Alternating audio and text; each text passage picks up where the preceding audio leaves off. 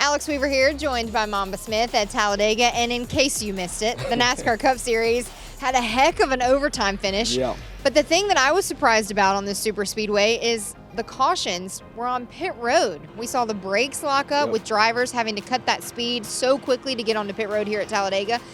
And that caused chaos. It was multiple spins on pit road. Yeah, I mean, so they didn't have really much practice. Usually during practice, you get to practice coming down pit road. They really didn't have that.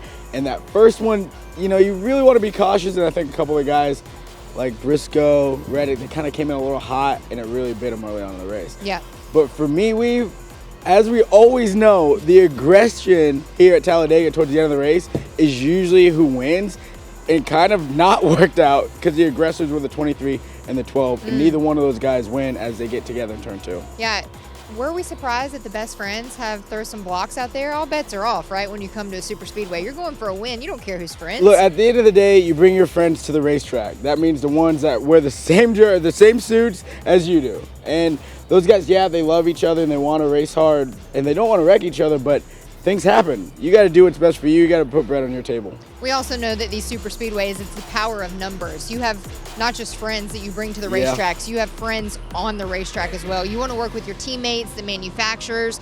They all work together, and I was really impressed that all 3 manufacturers were able to find the front, run up front, work with their friends on the racetrack, work with other teams on the racetrack. And we saw a Toyota, a Ford, and a Chevy all lead this race. Yeah, you know, I think in recent past, they haven't worked that well together. Like the team cars have worked well together, but the manufacturers haven't. And if you're one of those manufacturers, you're really happy, like, okay, we finally got our guys together and pulling in the right direction.